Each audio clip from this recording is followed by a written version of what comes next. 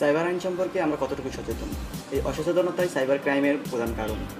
আর তাই জনসচেতনতা বৃদ্ধির জন্য ইঞ্জিনিয়ার বিডির পক্ষ থেকে আইসিটি অ্যাক্ট বিডি নামক অ্যাপসটি জাস্ট একটি ক্ষুদ্র প্রয়াস। সাইবার ক্রাইম বলতে আপনি কি বুঝেন? সাইবার ক্রাইম বলতে আসলে আমি বুঝি সাইবার জগতে কাউকে হ্যারাসমেন্ট করা। বাংলাদেশের সাইবার আইন সম্পর্কে আপনার কোনো ধারণা আছে? না, বেসিক্যালি আসলে সাইবার আইন সম্পর্কে আমার তেমন কোনো ধারণা নেই। সাইবার ক্রাইম বলতে কি বুঝো? আমি সাইবার ক্রাইম সম্পর্কে কিছু জানি না। বাংলাদেশের যে সাইবার আইন আছে এই সম্পর্কে কিছু জানো? না, এটাও কিছু জানি। সাইবার ক্রাইম বলতে আপনি কি বুঝেন?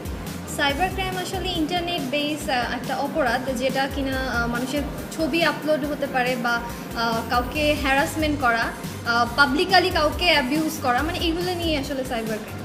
বাংলাদেশে একটি সাইবার আইন আছে, এ সম্পর্কে আপনার কোনো ধারণা আছে? হ্যাঁ, এটা ধারণা আছে। আমি যতদূর জানি যে যদি কেউ এরকম সাইবার ক্রাইম করে থাকে তাহলে তার জরিমানা থেকে শুরু করে কারাদণ্ড পর্যন্ত হতে পারে। সাইবার ক্রাইম হচ্ছে অপরাধমূলক একটি কাজ এবং এটি মানে নেট সংক্রান্ত অপরাধমূলক একটি কাজ। বাংলাদেশে একটি সাইবার আইন আছে, এ সম্পর্কে কি আপনার কোনো ধারণা আছে? আইন আছে জানি, বাট এটা সম্পর্কে এক্স্যাক্টলি কিছু বলতে পারবো না।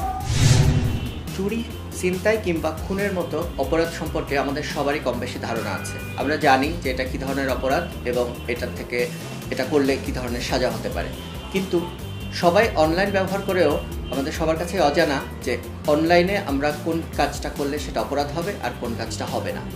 বাংলাদেশের 2006-এর যে আইসিটি অ্যাক্ট, তার বেশ কয়েকটি ধারা আমরা সাইবার ক্রাইম কন্ট্রোল করার জন্য ব্যবহার করছি। 2013-এ অ্যামেন্ড করে এটাকে আরও শক্ত করা হয়েছে। তারপরে সব থেকে বড় যে সমস্যাটা রয়ে গেছে সেটা হচ্ছে অসচেতনতা। আমরা অন্যের সাইট হ্যাক করা, সেটা একটা অপরাধ হতে পারে। শুধু ফান করার জন্য অনেক অ্যাক্টিভিটিস আমরা করে থাকি, যেটা বেশ চূড়ান্ত অপরাধ হতে পারে এবং তার জন্য শাস্তি 8-10 বছরের জেল হতে পারে। অ্যাওয়ারনেসের জন্য সেমিনার হচ্ছে, বিভিন্ন প্রজেক্ট কাজ করছে, কিন্তু সমস্যা এবং এত মানুষকে জানানোর যে কাজটা, এটা সরকারের একার পক্ষে করা সম্ভব না। যে জন্য আমাদের প্রত্যেকটা সচেতন লোকেরই দায়িত্ব আছে এই ব্যাপারটাকে আরও প্রমোট করা, সবার কাছে জানিয়ে দেওয়া।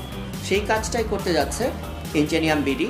ওরা একটা চমৎকার অ্যাপস বানিয়েছে, যে অ্যাপসের উদ্দেশ্যই হচ্ছে এই সাইবার অ্যাক্ট, তার শাস্তি কি করা যেতে পারে, সুপারিশসমূহ সব কিছুকে খুব সহজভাবে একটা অ্যাপসের মধ্যে তারা নিয়ে এসছে।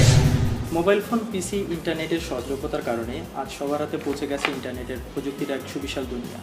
সেই দুনিয়ায় অবাধ বিচরণ আপনার পক্ষে নিরাপদ হবে কিনা সেটা নির্ভর করছে বিচরণকারীদের আচরণের উপরে। তো কারণ সাইবার জগতে অপরাধ প্রবণতা বাড়ছে দিন দিন, তাই নিজেকে আপনি কিভাবে নিরাপদে রাখবেন সে সম্পর্কে বিশদ তথ্য পরামর্শ নিয়ে একটি অ্যান্ড্রয়েড অ্যাপ বাংলাদেশের বাজারে প্রথম নিয়ে এসেছে সফটওয়্যার ইঞ্জিনিয়ারিং ডিপার্টমেন্টের কিছু স্টুডেন্ট ও তাদের টিম ইঞ্জিনিয়ার বিডি। যত বেশি আমরা ইন্টারনেট এবং মোবাইল ফোন ইউজের প্রতি আগ্রহী হচ্ছি, তত বেশি আমাদের সাইবার ক্রাইম অপরাধটি বেড়ে যাচ্ছে।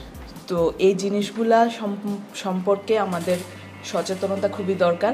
ইঞ্জিনিয়ার বিডি নিয়ে এসেছে আমাদের একটি অ্যাপসটির নাম হচ্ছে আইসিটি অ্যাক্ট বিডি।